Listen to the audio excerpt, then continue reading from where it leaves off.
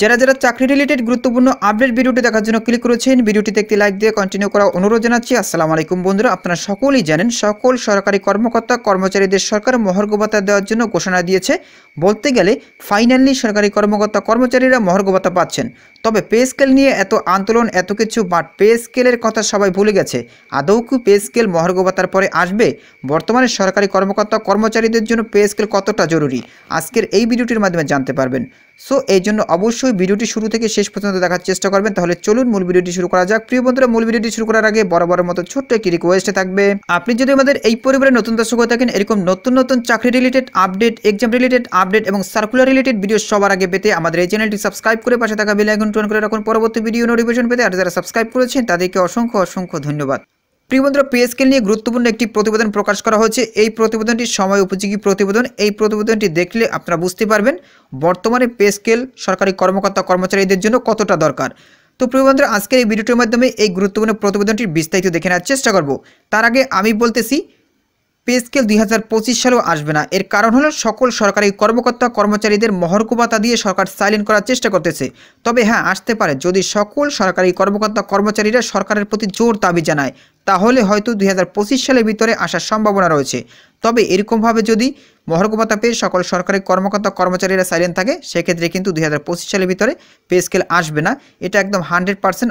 বর্তমান দেশের যে পরিস্থিতি, আমি মনে করি সেক্ষেত্রে সকল সরকারি কর্মকর্তা কর্মচারীদের পে স্কেল দেওয়াটা অতি জরুরি হয়ে দাঁড়িয়েছে।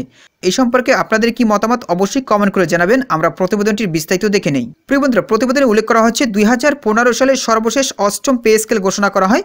তবে 9 বছর পার হলেও নবম জাতীয় পে স্কেল এখনও আলের মুখ দেখেনি।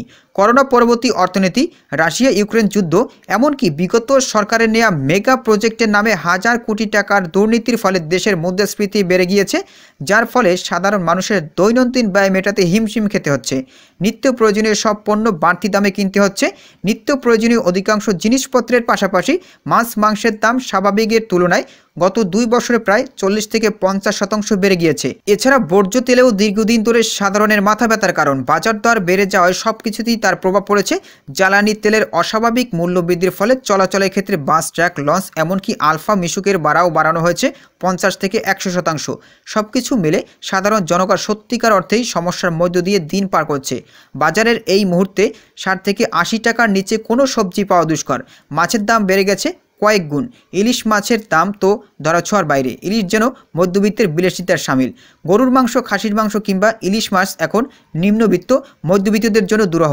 একজন প্রথম শ্রেণী কর্মকর্তা একদিনে যে বেতন পান তা দিয়ে 1 কেজি গরুর মাংস কেনা যায়। পরিস্থিতি সত্যি কতটা ভয়াবহ। অষ্টম জাতীয় পে স্কেল অনুযায়ী সর্বনিম্ন 20তম গ্রেডে 8,200 টাকা, স্কেলের সর্বসাকুল্যে 12 থেকে 13,000 টাকার মতো বেতন আসে। অথচ চাল, ডাল, তেলসহ নিত্য প্রয়োজনীয় জিনিসপত্রের দাম যেভাবে বেড়ে গেছে, তাতে 12,000 টাকায় জীবন ব্যয় মেটাতে কোনোভাবেই সম্ভব নয়।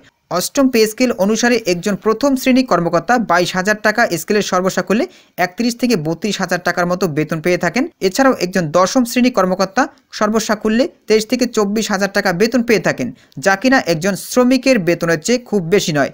যারা 11 থেকে 20 গ্রেডের কর্মচারী আছেন, তাদের কথা বলাই বাহুল্য।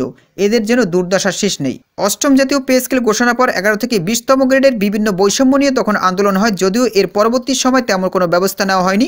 সরকারি কর্মচারীদের বিভিন্ন সংগঠন দীর্ঘদিন ধরে নবম জাতীয় পে স্কেলের দাবিতে আন্দোলন করে আসছে। অষ্টম জাতীয় পে স্কেলের 20টি গ্রেডকে কমিয়ে 10টি গ্রেডে নিয়ে আসা, বিভিন্ন গ্রেডের মধ্যে বৈষম্য কমিয়ে আনা, দেশের অর্থনৈতিক উন্নয়ন ও মাথাপিছু আয় ও মূল্যস্ফীতির সঙ্গে সমন্বয় করে নবম জাতীয় পে স্কেলের দাবি একান্ত যৌক্তিক। এমতো অবস্থায় দ্রব্যমূল্যের বৃদ্ধি ও জীবনযাত্রার মান বৃদ্ধির ফলে নতুন পে কমিশন গঠনের মাধ্যমে নবম পে স্কেল ঘোষণা সহ অন্যান্য বৈষম্য দূর করার পদক্ষেপ নেওয়া অত্যন্ত জরুরি হয়ে পড়েছে। ডক্টর মোহাম্মদ ইউনূসের নেতৃত্বাধীন নতুন সরকারের উপর মানুষের প্রত্যাশার শেষ নেই। এই মুহূর্তে অর্থনৈতিক সংকট মোকাবেলা থেকে শুরু করে আইনশৃঙ্খলা নিয়ন্ত্রণ সবকিছুই বড় চ্যালেঞ্জ। তবে ভুলে গেলে চলবে না, ছাত্র জনতা 5 আগস্ট যে বিজয় অর্জন করেছে তার ভিত্তি ছিল বৈষম্য বিরোধী আন্দোলন।